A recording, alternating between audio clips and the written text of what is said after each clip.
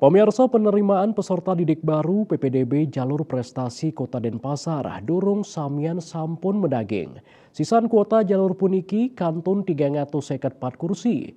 Sedurungyane di Sedikpora netapang kuota prestasi siu 730 kali kursi.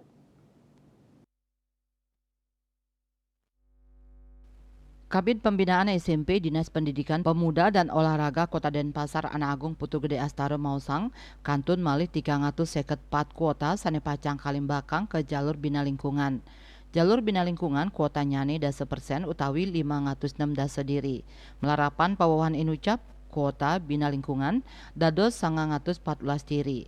Risampun pemargi PPDB jalur prestasi selantur nyani kemargiang pendaftaran jalur perpindahan tugas orang tua wali saha afirmasi tanggal kali likur miwah 3 Juni warsekali tali 3 Hasil seleksinya nih kasobiahang tanggal 4 Juni.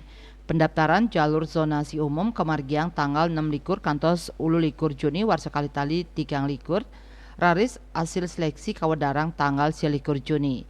Pinih untat pendaftaran jalur zonasi bina lingkungan kemargiang tanggal 13 Juni miwah siki Juli.